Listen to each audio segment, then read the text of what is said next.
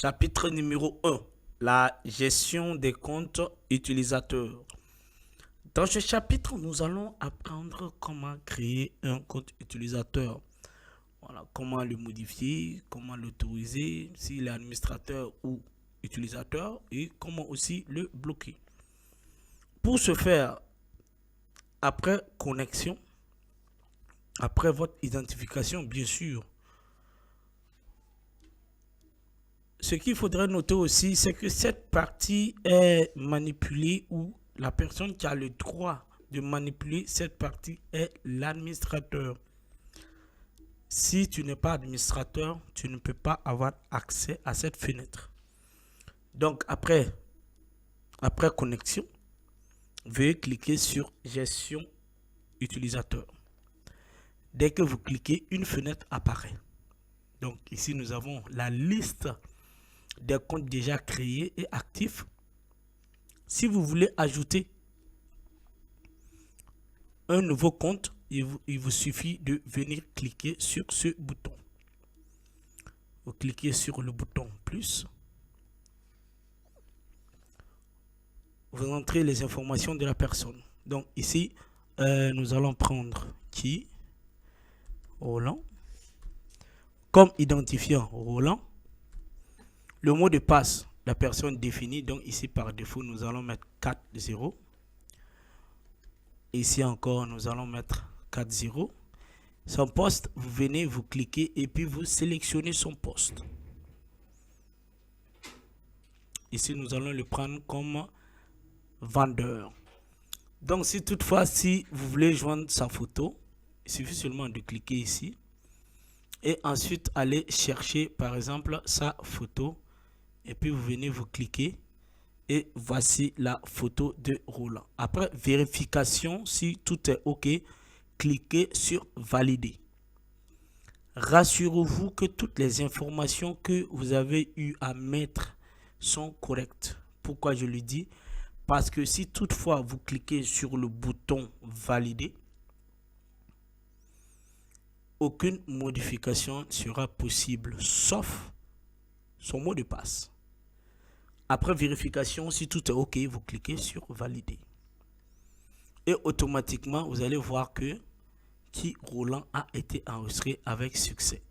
Nom, prénom qui Roland. Identifiant pour la connexion Roland. Administrateur, ici c'est off, ça veut dire qu'il n'est pas administrateur. Si on clique ici, automatiquement il devient administrateur. Donc ici on enlève. Poste vendeur, ici c'est pour le bloquer, il suffit seulement d'envoyer ça en vert et le compte sera bloqué. Dans le cas contraire, le compte n'est pas bloqué et automatiquement il peut se connecter. Ici, nous avons la date et l'heure de la création. Après vérification, si c'est bon, OK, nous quittons. Nous allons utiliser le compte de Roland pour se connecter. Pour ce faire, au lieu de quitter carrément et revenir, nous allons cliquer sur de connecter. Ensuite, nous cliquons sur connecter. Nous allons mettre Roland. Le mot de passe par défaut est de 4-0. Donc, nous allons cliquer et vous voyez que automatiquement qui est connecté, c'est Roland. Nous allons maintenant apprendre comment modifier le mot de passe. Pour modifier le mot de passe, c'est vraiment très simple. Il suffit seulement d'abord de connecter si la personne est connectée. Voilà. Dans le cas contraire aussi, si la personne ouvre le logiciel premièrement, c'est le même interface qui présente à la personne. Et il suffit seulement de cliquer ici. On met l'identifiant. Ensuite, on met l'ancien mot de passe 4-0. Maintenant, nous allons venir ici, modifier votre mot de passe. Une question, si on veut modifier, on vous propose de changer votre mot de passe. Donc ici, on dit changer votre mot de passe. Donc ici, nous allons mettre notre nouveau mot de passe. Par exemple, on veut mettre 1, 2, 3, 4. On clique ici, vous voyez. On revient ici encore, on répète. 1, 2, 3, 4.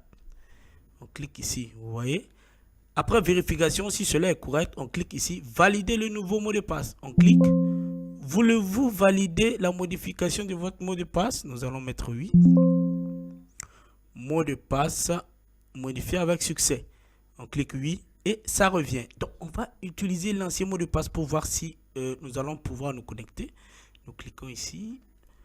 Nous cliquons sur Roland.